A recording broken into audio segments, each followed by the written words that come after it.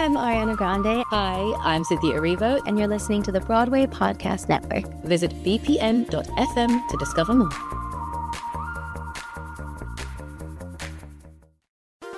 There's a cat over here. There's a cat over there. And the wrong one died. And the wrong one died.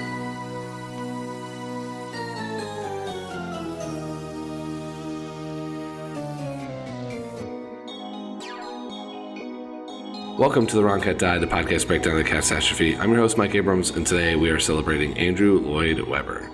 With Phantom of the Opera set to close on Broadway, I'm having a handful of what I'm calling Phantom Cats on the podcast. So today, my guest has been performing in Phantom of the Opera, but before that, he was Bustopher Jones, Gus, and Growl Tiger on the U.S. National Tour 5. So welcome, Bronson Norris Murphy, and thank you for joining me.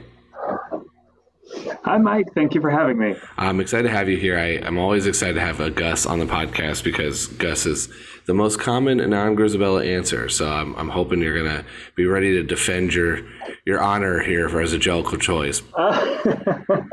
Yes, listening to the podcast, I was like, I love how many people want Gus to be the one. That's very touching. Yeah, Gus is the number one non-Grisabella answer, and pretty close to the same amount. But let's start with your cat's history from the beginning. So I love hearing, when you first were introduced to the musical. Was it a time you saw it on stage? Was it the 1998 movie? Like, when was the first time you got introduced to Cats? It was definitely the 1998 movie. I owned it on VHS and loved it just because I was a kid who was thirsty for theater. And I grew up in Kentucky, so our main outlet was sort of Nashville and their road shows that would come through the Tennessee Performing Arts Center. But Cats was not one of the ones that I saw.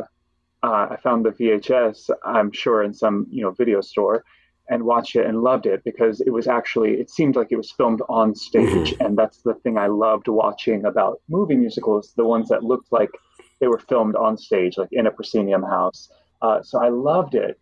But I would think like of the singers, the non-dancing tracks that you've interviewed, I never thought Cats would be a musical for me. Just because I wasn't a dancer and it looked so athletic with Jilly's choreography. And it wasn't until I was old that someone said, I was doing a production of Candide at NYU, and I had seen this movie, obviously, and somebody was like, hey, do you have this high note, thing? And I was like, yeah, that's the same note I'm singing in the show, in Candide. And the choreographer of Candide was about to direct Cats at the West Virginia Public Theater. And she said, well, I'm really looking for the opera cat. And I said, isn't that the one who has palsy and is all old and stuff? She said, yeah, but you're an actor, Yeah. So it's like, okay, well, I'll audition for it. And bless her heart, she put me in the show, and I played Gus at the age of 23 and learned all the original. We had 6 days to learn that entire show with a brand new company. From top to tail, and we did it, and it ran for a week or so, and then I went back to a job performing in a theme park, and just after that, in my second year of grad school, I saw the national tour auditions, and at that point it was non-union, and they were kind of accepting any and all ages. Audition. And I felt like a dancer for the first time in my life because I went into the dance audition having already known the original choreography. So it was sort of already in my body. And so I auditioned for that tour there in my second year of grad school. But yeah, it all started with that beautiful 98 version. I love hearing you say that because you're completely spot on with everyone I've interviewed. It's the Gus's and the Grisabellas and a couple where you're singers more than dancers. It's like because I think clearly you're all talented enough to do both. But you start with here's more of my forte. Here's what I'm kind of more pursuing and known for. And so the dancers all look at the 1998 movie and it's like they learned it as a kid growing up. It's choreography that they were taught. It's like their Bible almost. And then singers don't think about it at all, and then all of a sudden realize, wow, I do have a part in this. I could have a part in this. So it's so fascinating to hear you kind of reference that. I am a little blown away that you did it at Gus, again, an older cat at 23, but also that you learned the show in 6 days. So let's start there with, when you learn the show in 6 days, how deep do they go into character versus just, here's your dance number, here's your staging, here's your singing, like here's how we get through the show so we don't hurt somebody like Cats, versus here's what you need to know to be be Gus for the show, and really, and Mustafa and Ground Tiger and all these other characters you play. Mm-hmm. It's a lot more of the first. It's here are the steps. Let's get the steps down. Let's get our spacing down. Let's be careful with all these lifts and these tumbling passes. And then once, hit day 3 or day 4, when you're nearing a designer run, then they start talking about relationships, and some of those nuggets will come up within the rehearsal process. And admittedly, several people that were in the production that I did, the first production I did at that regional theater, had done some version of Cats before. So we had the slight advantage, and we were using all of Jilly's original choreography. So we had some advantage that some of the dancers knew the steps. But it was definitely my first time. The Griddlebone, it was her first time for sure, the person that I dealt with the most. And I believe the Grisabella was a first. So it was sort of like osmosis, like you would watch two cats of a necking or licking thing, like cats do, and then you'd be like, oh, I should be doing more of that. So you just inhabit that. And I think in the first rehearsal, like the get to know you circle, we started doing some felinity, so we were all pawing each other and stuff. But it's definitely the more down and dirty version, as opposed to rehearsing the tour, where we just really dove in and learn the steps first. Mm-hmm. Yeah, so that is like, I've talked to a few people who've only done regional productions, and they're on Broadway and have done plenty of other things, and it's like, yeah, just get through it almost. Like, here's, we don't need to know what Gus's performances were back in his youth. Like, we don't need to know what Bustopher Jones when he's not eating, what he's doing, or where Grisabella went when she left, and like all these other nuances that are what make Cats kind of almost super interesting, in the fact that there is all these backstories. So it's more of just like, let's get through this. And how long did that production run? Was it, you said you rehearsed for a week, but how long did you go on that regional production? I think the entirety of the contract was maybe 2 weeks or 2.5 weeks. So I think we rehearsed a week and performed a week. And you make an interesting point about all the backstories. I mean, really, I guess it's no one else's business, is it? Like where Grisabella went, or what Gus does when he's not haunting, these restaurants. And that's more the actor's homework. Mm-hmm. So that's an interesting point, that like you can do that sitting in your hotel room. When you're in the ensemble, it's about supporting your other cast and making sure you know your spacing, your blocking, and your choreography, and you can build your character at home. That's a good point. Yeah, and I think I've been thinking a lot about the regional versus tour versus Broadway versus West End, and all the, like, depending on how long the run is in a show like this, and this is really why this podcast still exists, 100 episodes later, is that there is such ambiguity around the stories and the backstories and really the plot. Even though the plot is overly simple, there is so much to be filled in that you can add. And so when you're, to your point, you're doing a regional production, you're doing 6 days for 14 days, like you're doing the rehearsal to be able to get through the 2.5 hours to almost 3 hours of show safely, because it's a very dangerous dancing show. There's a lot of injuries, but you're probably less thinking about all those backstories. Whereas when you start doing it for years at a time, on tour, months at a time, you have to kind of create a little bit more probably to get through it with that level of detail that you would need. And that is a very different and unique, interesting piece in a show, again, like this, where your interactions with the other cats are half of what makes the show go, because there's so much dancing and other parts that aren't clearly stated as plot, like like other shows you see on Broadway.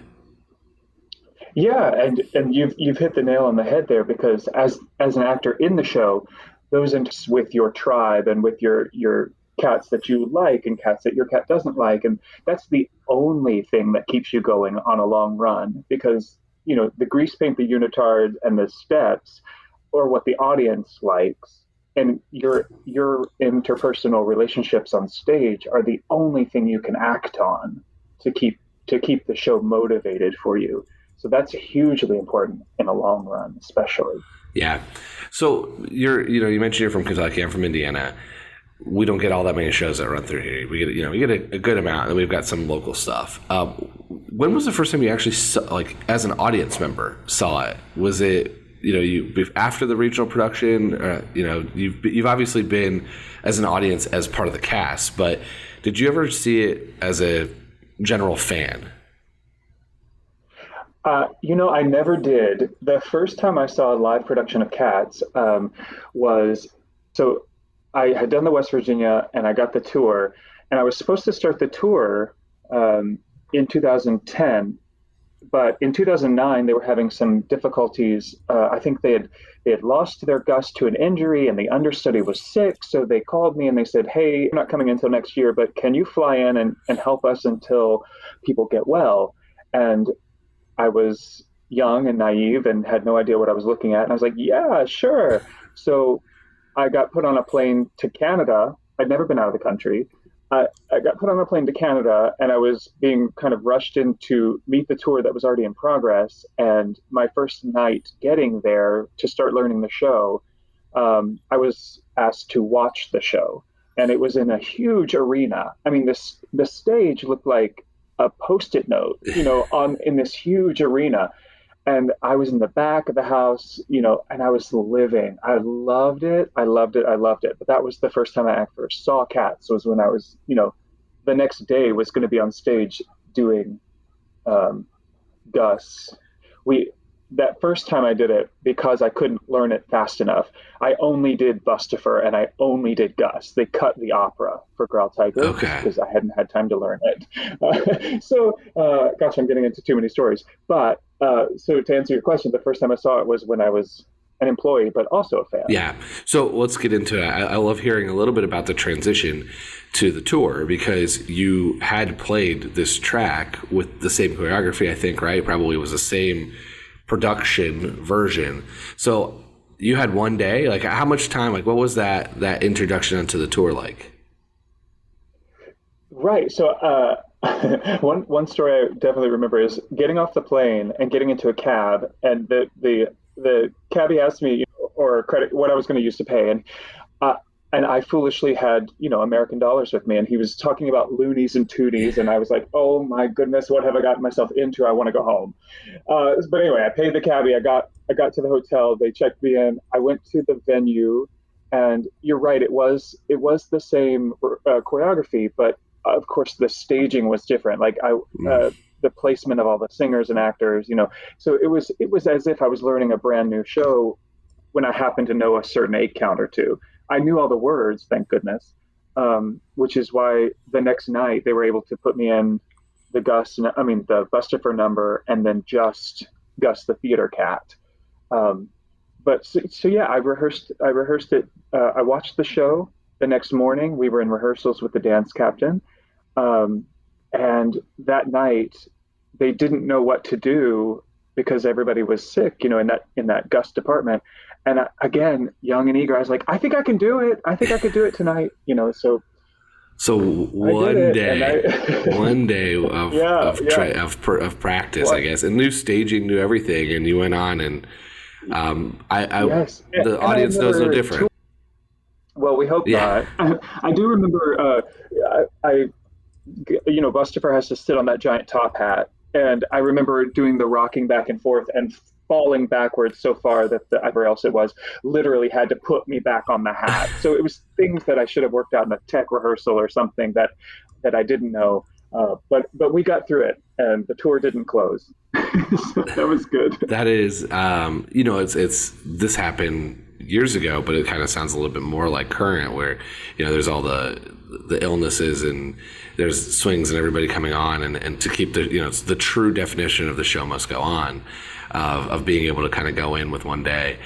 So I want to go back to when you're getting only one day, you're just doing the dance in the morning with the dance captain. Like, did you go back to your notes from the regional theater to like, or did they tell you anything about what you're supposed to be thinking as Gus and Bustifer? Or did that like slowly trickle on as you went on more times through that tour? Definitely, it trickled on. The first time it was basically like, you're going to enter from right one, you're going to cross in here, you're going to do this, you're going to do that, and get off the stage. Like, it was very much, let's keep the show going here.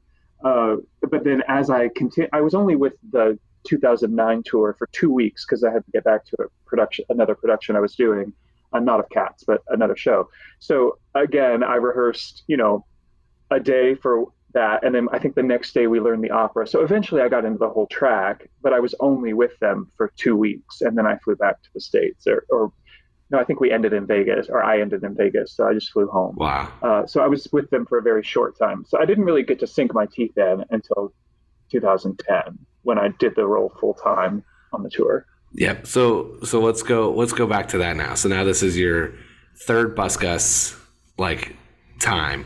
How much prep did you get for that? Like, did you go through a little bit more of a normal rehearsal and audition and everything to get through that?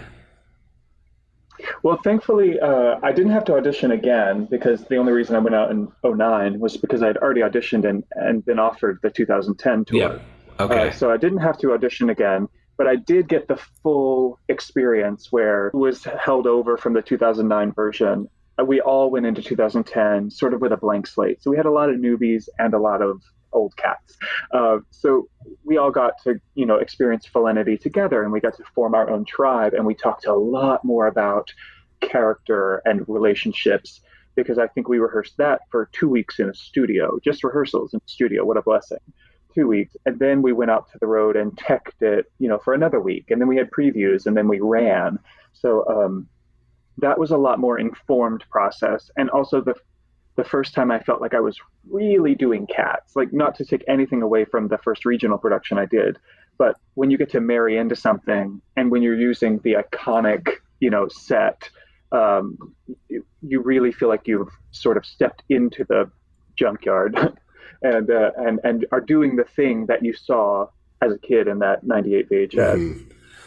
So I want to dig into a couple of that like rehearsal and that process for you, because I want to know what you were told as the backstories of the Cats. So what do you remember of here's what I'm supposed to know about Gus and Bustifer? Like, here's what the relationships I'm supposed to play. Like, what of that do you remember? Oh gosh.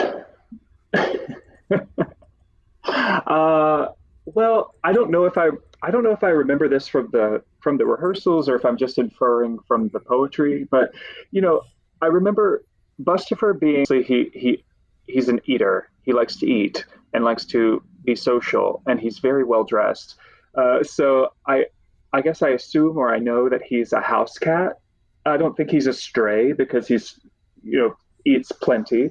That's something I didn't know until the long tour was the cats who are wearing collars are house cats and the cats who aren't are wearing strays, and like what dynamic does that play? Like what? Yeah.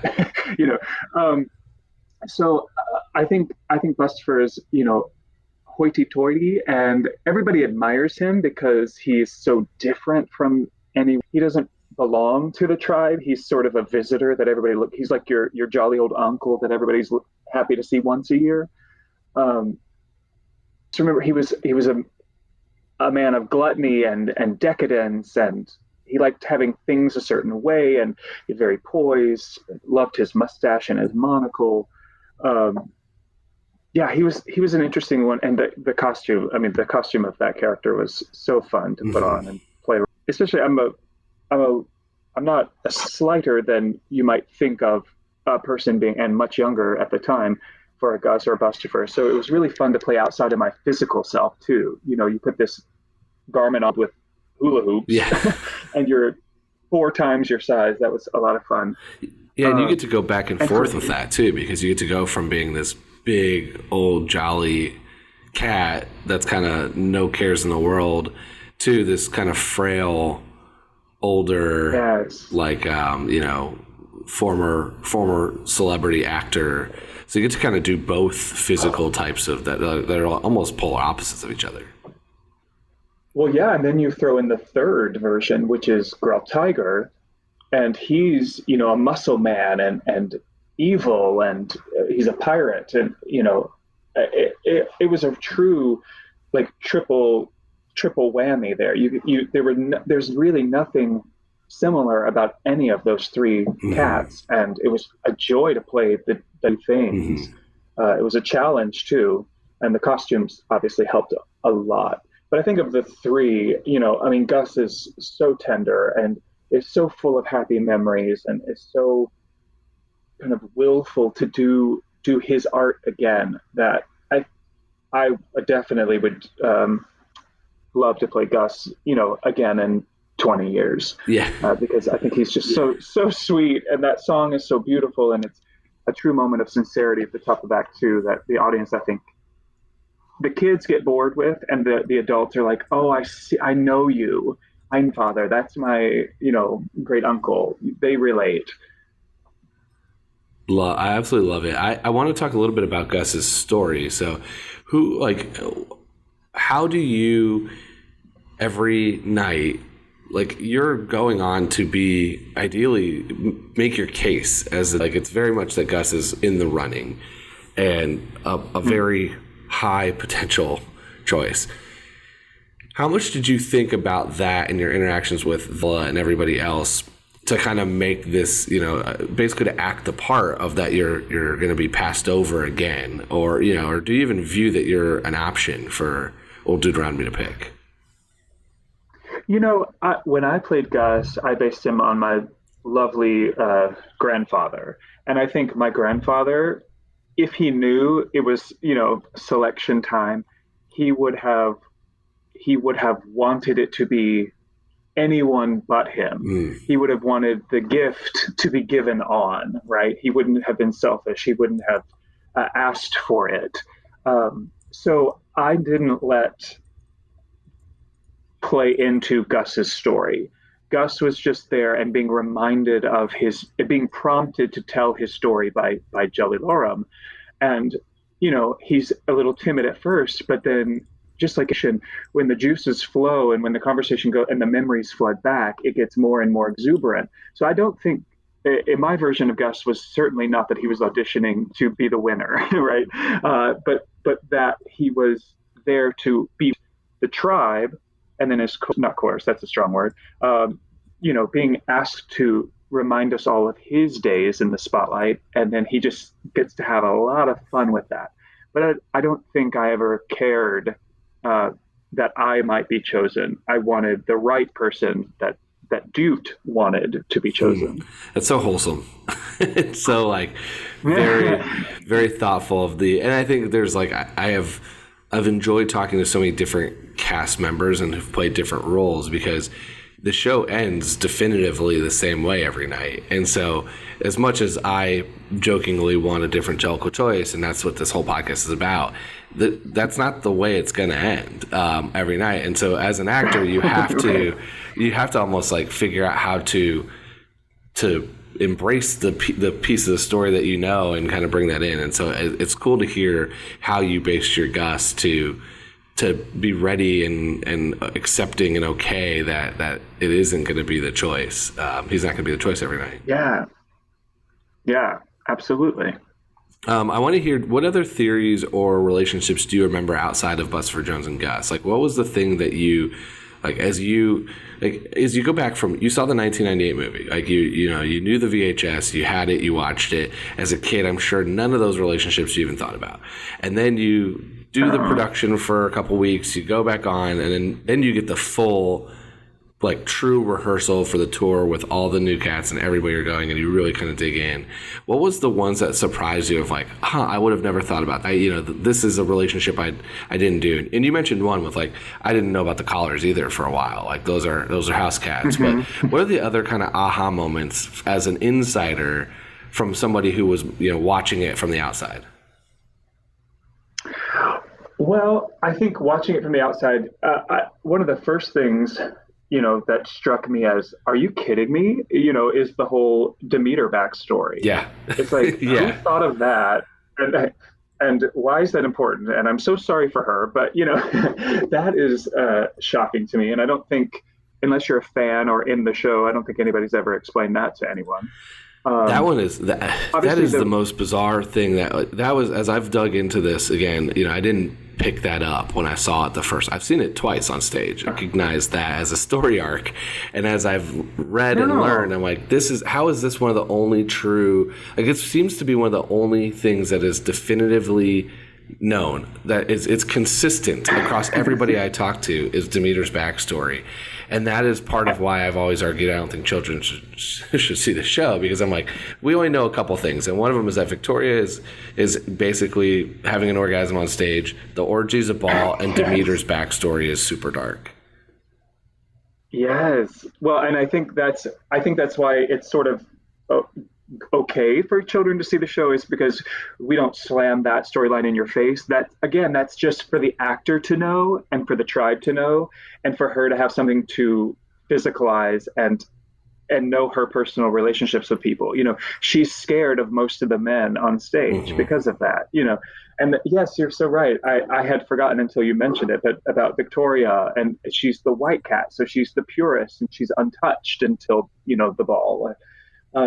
And I love the sisterhood between, either girl would have to tell you something, but Bomb and Demeter, they're sort of like their sisterhood, or Bomb being sort of a sexual troublemaker and always, leading with her hips, and Tugger just wanting to be with every cat on stage, no matter who you are, And I also love the relationship between Jelly Loram and Gus, because, the backstory of Jelly Loram is that she's sort of Gus's caretaker. And in the original version that we toured with, it would make sense that in his memory, he would replace his soprano opera star with the person he knows or loves best, which would be Jelly Loram.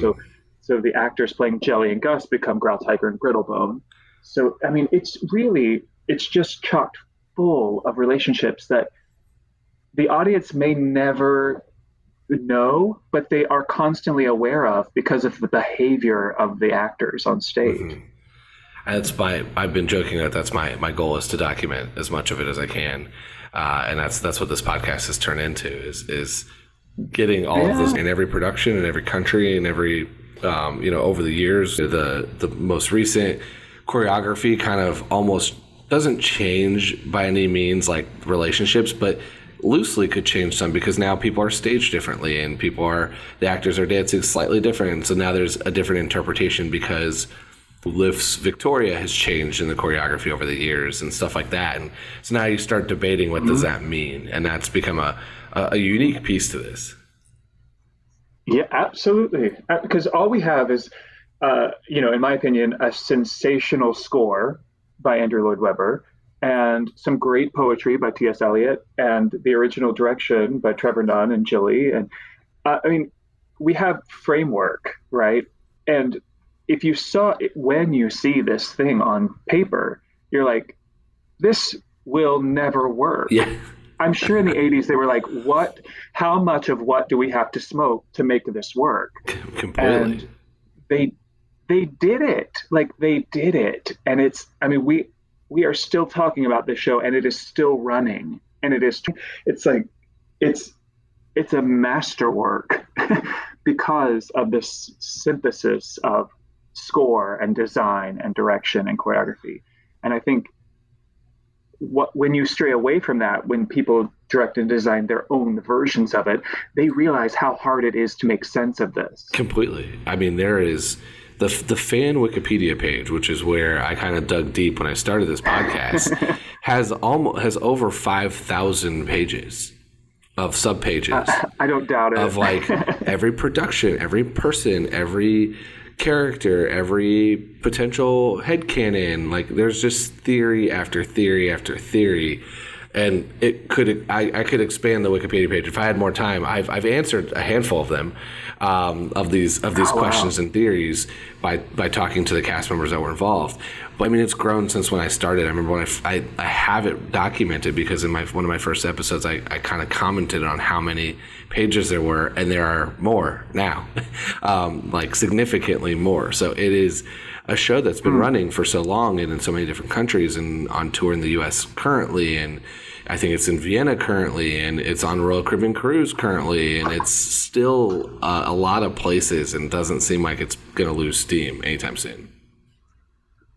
Right. It's unlike anything else you can offer an audience. So when people have the chance to produce it, I think there's an Asian tour of it in rehearsal right now. Yes.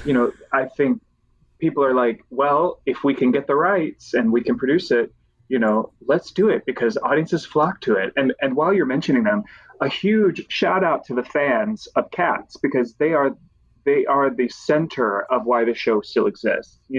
I had never experienced what having fans would be like until I joined the tour, and not necessarily fans of me, but fans of the show. And it was unbelievable the amount of love and appreciation and insight and joy that we would meet at the stage door of each city and things. So huge shout out if you're listening to the fans of Cats because they are what keeps the show going, really. Yeah, it's definitely a show that's touched a lot of people in many different ways throughout years of history. So it's cool to see, and there's still the Junkyard is a great group of people that are huge fans. There was some Tumblr pages and a lot of like fun. There's a great cosplay group. There's people that put on really amazing Cats like cosplay, and so it's a very powerful fan base and super fun, and also a very like welcoming fan base of people. I love to hear that. I really do. We'll be back after this short break.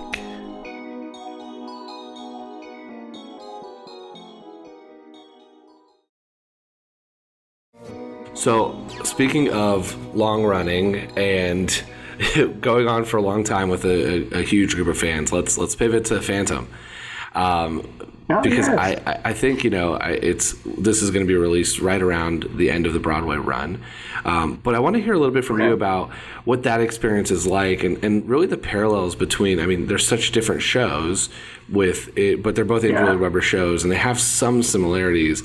What was that experience like, being able to pivot from Cats to Phantom, which again, like, couldn't be more different in some capacities and also fairly similar in some capacities? Right. Doing Phantom of the Opera, it has been the honor of my career because, we mentioned the dancers sort of idolizing Cats VHS, and I was a singer who idolized the Phantom double cassette. I loved the show, and I would jokingly tell my friends, I didn't start out wanting to be an actor. I started out wanting to be a music teacher and went to New York to do, my master's degree, and was like, oh, I really like singing and acting and all this. And if I ever was to end up on Broadway, the only show I would ever be able to be in because of what I do is Phantom, and I was saying that in 2000, all my life, but once I moved to New York in 2008, sort of, jokingly, because who could ever even wish enough to join your favorite show on Broadway? But all that aside, when I finished the Cats tour in 2010, I stayed involved with Cats. I actually did a production in the round at North Shore Music Theater just after, playing the same tracks, Gus, Girl, Tiger, and Bustifer. And the common link between most all of Andrew's shows is a lovely woman named Kristen Blodgett, who I'm sure you've heard of through these interviews, because of course she literally changes lives every day of her life. And she's another person who's just so filled with love and joy, and just an absolute pleasure to work with. So she was auditioning me for a production, a national tour of Evita. And at the same time, I didn't know this, but there was an opening for a swing position in the Broadway company of Phantom. So I was in a callback. I don't know how many callbacks I had for Evita, too many. But I was in there, and she was like, could you sing your own song again? She put me on her phone. She recorded me. And what I didn't know is she sent that to the folks that made casting decisions for Phantom. And so when I got an offer my agent was like, "Hey, you got it," or whatever he said. I was like, "Oh my goodness, I'm going to go do Evita. I'm so excited." He's like, "No, no, no, you got Phantom on Broadway." And I was like, what? I didn't audition for that." But I was in like a basement restaurant in Times Square taking this phone call, and I'm sure people were looking at me like I was having a fit. I was so excited to even be considered to be a part of that show. So so I started Phantom in 2014, and you're right, they couldn't be more dissimilar, except for the glory of the score of both. But yeah, I've been with Phantom since 2014. Wow. And I just finished a run like 2 Sundays ago before I had to jump up to Massachusetts for another show. But long answer shortened, it's an honor. It's an honor to be a part of this production. I love you. I think we're getting a peek into how the Andrew Lloyd Webber universe works, because this is, as I've done this, what I've been calling the Phantom Cats interviews, I have noticed a theme here, which is most of you did not audition for Phantom, and you were auditioning for other Andrew Lloyd Webber things like Cats or Evita and everything else, and then ended up in Phantom. And so I'm wondering how much has happened in the reverse, where people are auditioning for Phantom on Broadway and then all of a sudden end up in Cats or in Evita or in other ones of his shows. It seems like it's the same, it's the same group of people working in casting stuff. So it makes sense, but it's fascinating to hear that, because I had never really thought about that. Again, as someone who's not in the industry and has never been to an audition or, even thought about an audition, to hear so many of the I know you tried out for this, but you'd be perfect for this. And well, that's also us. So here you go. And we're going to pass you over. Yeah, I think it happens more often than you might think. And I think I think the main thread in that is Kristen Blodgett, but also not all, but a lot of Andrew's shows. I've been able to do 5 of his shows in New York, and all 5 of my experiences I can solely rest on Kristen Blodgett's hands. But they generally use the same casting office, and the really useful group, Andrew's production company, is obviously has a heavy hand in all of his work. So I think, why not? If you're singing the Evita score and you're doing a good job, what makes you think you're not right for a certain opening in this other show? So yeah, I do think it's a bit incestuous, and thank God it is, or I may never have worked ever. Yeah, I mean, it does. It's a good place to be in, because he's got so many shows and stuff on Broadway. He's got new stuff on Broadway coming out, so it is a good group to be in with. Yes, and he is. I mean, I've met him a couple of times. Not to just jump stories on you, but when I was doing the sequel to Phantom of the Opera, we did the American premiere of Love Never Dies, and it was a tour. And I opened that show as the Phantom, and he was in we did sort of a tech run, really just for him, before we started previews. And, they say never meet your idols, because they'll always disappoint you. He was quite the opposite. He was the most, he's not, with me anyways, we have a multi-billion-dollar production on the line here, and so he's got a lot to think about. But Kristen made sure that I was introduced to him. I guess she thought that would calm my nerves a bit, which ultimately it did. But while he wasn't verbose, he was so kind and so generous and so supportive. He said, I know you can do this. I know this is the thing for you. I can't wait to hear you sing my music. And he really was a genuinely kind person.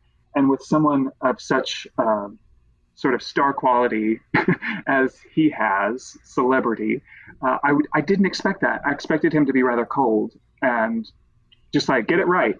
He wasn't. He was so warm and so loving. And I would work for him and for Kristen for the rest of my life if they'll have me. That's great to hear too, because you always, when you have somebody that famous, that big, there's always the worry of being a little out of touch and again, like you said, cold. And so it's so great to hear that it's not it's not lost on him. He's still very warm and accepting and a good person. He ignores all of my messages, so I'm still waiting for the day for him to respond to me, and I can have that same experience. Oh. But no, I'm like, I love hearing that because, like, you know, I all I get of him is the public version of that. Like, I get the DJ Andrew Lloyd Webber, or the like Bad Cinderella speaking Andrew Lloyd Webber. Like, you get that version, and I actually really appreciated he did during the pandemic, like early on in the pandemic. He voiced over watching the 1998 movie, and it was kind of fascinating to watch and hear his commentary on how things went. But also seemed like, to your point, seemed very down to earth and very, you know, just kind of normal for such a creative genius to be that type of person. So it's always good to hear that when you hear that about someone as famous as him. Yes, and it's so good to work for people like that too, as you know. Yeah. So let's get to the rapid fire. I want to get to the last couple of Cats questions so we can get to the $1 million question. So if you could go on for one night, if you had, you know, immediately could do it, male, female, singer, dance, doesn't matter, but just one track, if you could do it, who would you want to play in Cats for one night? Bomb Ballerina. Because that person has to be a fantastic dancer, but also has to be able to sing for the gods. And, you know, when you can find a real triple threat like that, that's who I want to be. Yeah. It's such a fun answer because there's so many different ways to approach it. And Bomb is a very common answer for this just because it's such a dynamic performer. Well, I think it's because it's the way I've noticed is that people answer this question one of two ways. You either answer it of the like, here's where I really think I could do it and I could go really do it well, or here's somebody that I like would never be me and I like would love to just go do that for one night. So you get a lot of bombs and tuggers because especially if you're not known to be the super outgoing, like bombastic type of person, it's fun to be like, oh, I could go do that one night, versus if you're the reverse is like if you wanted to be Gus for one night, or if you wanted to be Old Deuteronomy for one night, or Grisabella to Belt one night, it's a little bit more of the inward looking version. So it seems that's been the trend I've noticed as I've asked that question. Yes. Who are your favorite and least favorite cats in the musical? Not people, not actors, but character-wise. Right. Oh, goodness gracious. My least favorite? Well, I guess if I was in the Gus mentality, any of the young kittens are very annoying because they just don't stop moving. So, you know, they don't honor the way theater used to be. But I guess my favorites would have to be Old Jute, you know, as our leader. I have to respect and love him. And Jelly Loram. These are very Gus answers. I love it. What is your favorite song from the show?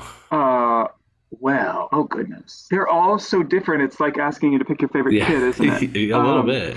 I love how musically, and I never got to sing it on tour because I was changing clothes.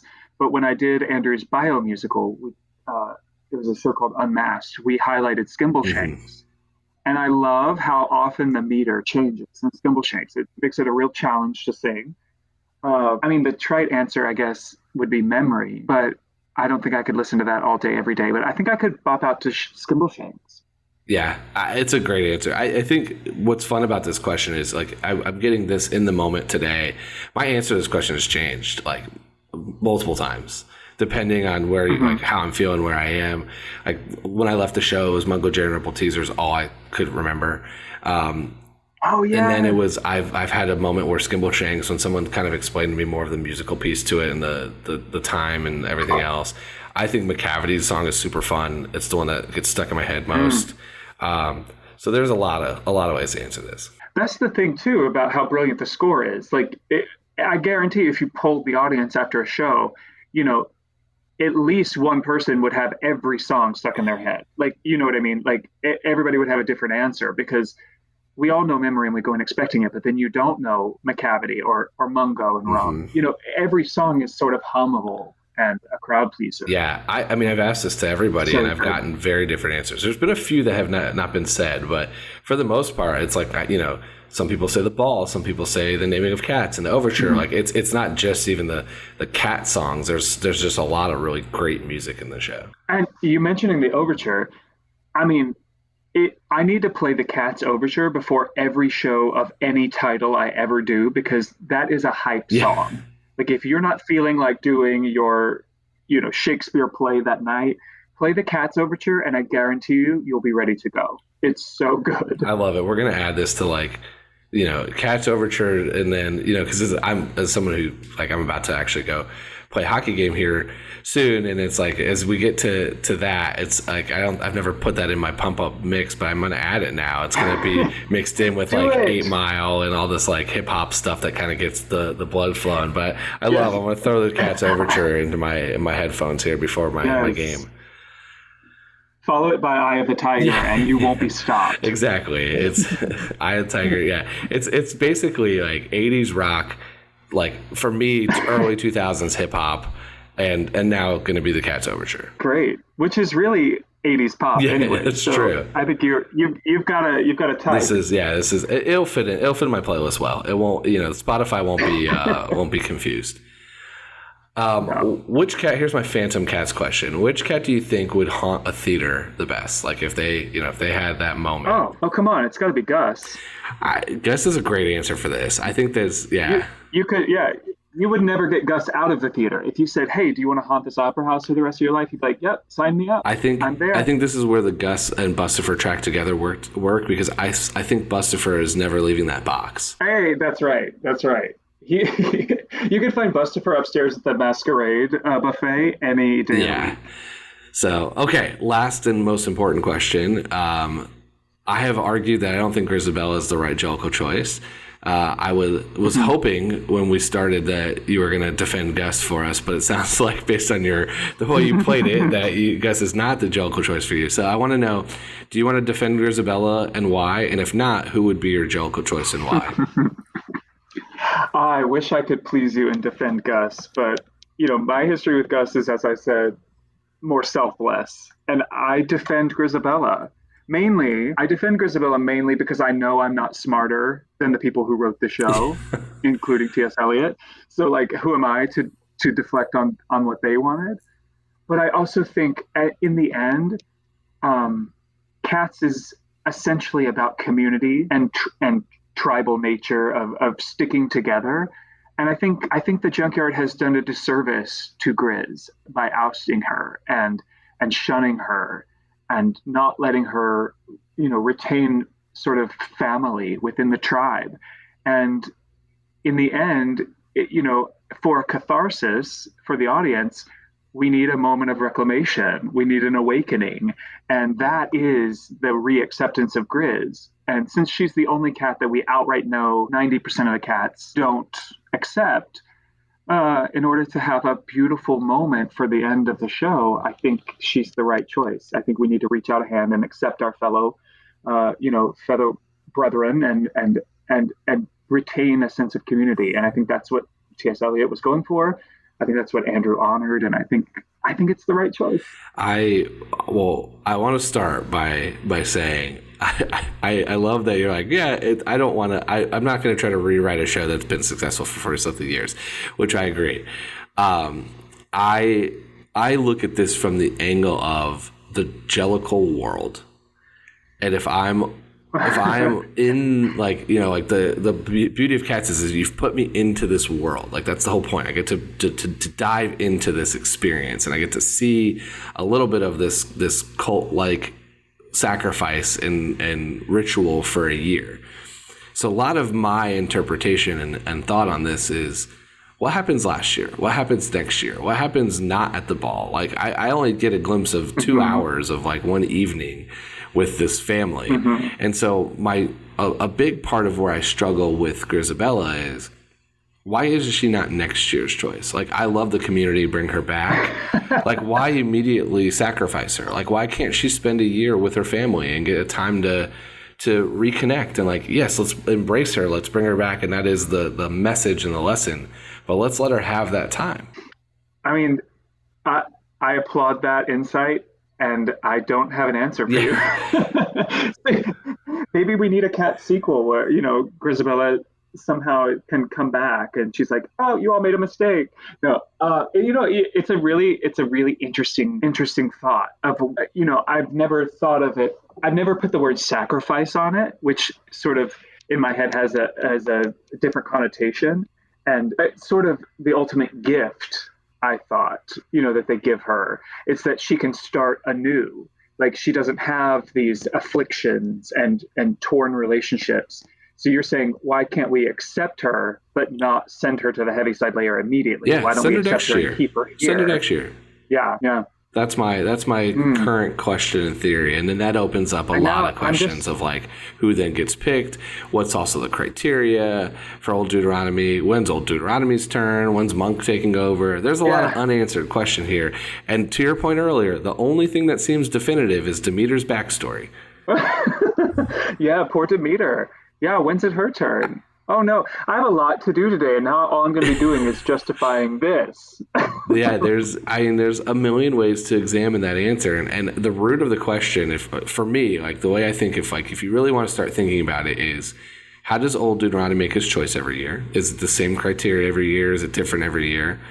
And then when you think about that angle, what is this year's criteria and choice, and what was last year's, and what's next year's, and what's the year after?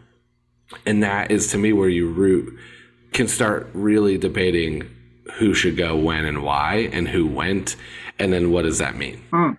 That's a really good point. Maybe it's like stepping out of the world of actually being a cat and going back to like show world. Wouldn't it be cool to see a production of Cats that's written like Edwin Drood, where the audience gets to vote and they get to pick whichever cat they want, and the show has 27 different endings? So your castmate Tug had the exact same comment. No, he didn't. And that's so I funny. love it because God. it is, and I told him, and I believe his will have aired before this, so this will be great. This is the original, the original joke I made that almost started this podcast was I saw Leona Lewis and I thought I saw the X Factor, and I thought that you could vote. And I've been joking for months now that you could do an audience vote, and when you're on tour, you could do an audience vote and have a different cat every night, and have not take that cat out of the show, because that would be really hard to do. But they're not a choice tonight. So you could, if you do a week in Kentucky, you could have 7 or 8 different nights where it's a different choice every night, and that person was last night's choice, so you can't come. It would almost spark people to come see it more often, because you're going to get a slightly different ending. I love it. I think Tug, who I adore, and you and me and Andrew should all get together and make this happen. I've got a million ideas if we can make this happen for how to handle that. And I think you could write like slightly, not like dramatic difference in endings, because it's still going to have, like, you still have to sing Memory, but then she doesn't have to necessarily go. So then there could be like one more scene where you add in who's then picked and why based on audience vote. And then you still do it's the addressing of cats at the very end. So like you still have your ending. You don't have to change your true ending. So it's there. No, it's just a little technology. It just changes who gets to ride the tire and fly away, which, let's be honest, every cat on that stage wants to do. Yeah, and we can quickly, everyone's got their phone. They're ringing half the time anyways. We could quickly spin up an app to vote.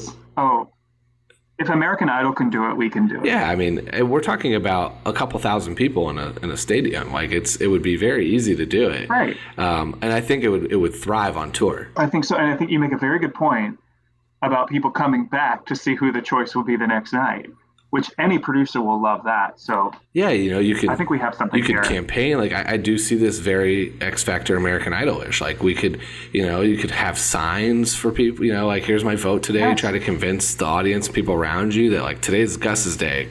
Gus should have went yesterday, and Gus didn't go. Think of the merch you could sell too in support of your candidate. Yeah, again, I've been thinking about this for now almost 3 years, and so I'm just waiting for my opportunity to do it. My actual hope is I do have a friend who has their like I think 10-year-old kid about to potentially do a Cats production, and I'm like, maybe that's where I can test it. Let's test it like a child, like a production where the parents are voting at the end, which is just going to be every parent voting for themselves, for their kids, but like And we could get that's okay. I think we could get a trial run there. I think that's a brilliant idea. That way you don't have, multi-millions of dollars on the line if it doesn't quite work out. But, I think it's or worth like a a shot. dinner theater. Like there's plenty of those, again, Kentucky, Indiana, we have these little dinner theaters where it's mostly local performers and they're always phenomenal. It's always fun to go see them.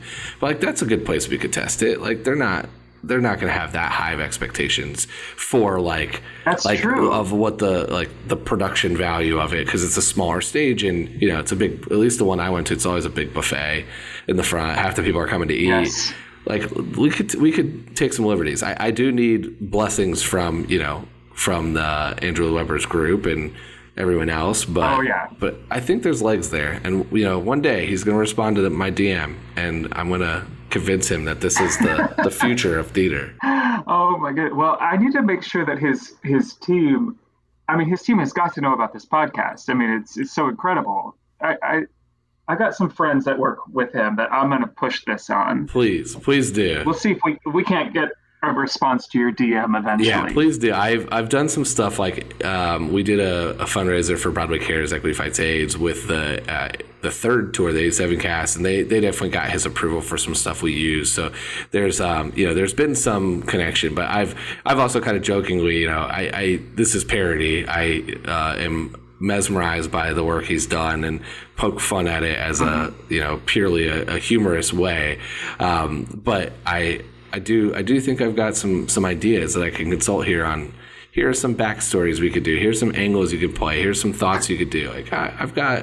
I've got a lot of knowledge now, 100 episodes in, of talking to various different cast members. I'd say you're the most prepared person for this job on the planet. Except for that, I cannot sing, I can't dance, I have zero theater background. My knowledge is purely the writing and backstories and of this, and that is the extent of it. But it's what makes it fun. If there's one truth in theater, it's never too late. So I'm sure whatever you're lacking, you can learn in time to not. I also think this is where I just I need good people around me. I just need the right experts in the industry to do this, because I don't know a lot about everything else in theater, which is okay. That's not. I grew up going to sporting events and playing hockey, and not the reverse. I didn't know about the 1998 movie until 2016. So you learn a lot of stuff at points in your life, and that's where I'm at today. Good for you. And here we are talking about cats for an hour. Exactly. Well, this has been super fun. How can people stay in touch with you? Website, social media? What's the best way to keep up with you? Social media is great. I'm at Bronson Biz, B-I-Z. Awesome. I'll link everything here. Bronson, thank you for coming on. This has been so fun and a blast to have you on to talk about Cats and Phantom. Thank you. I'm going to put on the Cats Overture right now. Get pumped up for the day. Yes. I love it. Well, thank you, and thanks everyone else for listening to this episode of The Wrong Cat Died, the podcast breakdown of the catastrophe. To follow along, you can subscribe on Apple Podcasts, Spotify, Stitcher, or anywhere else to listen to podcasts. Follow us on Twitter, Instagram, and TikTok at The Wrong Cat Died, or check out our website, thewrongcatdied.com.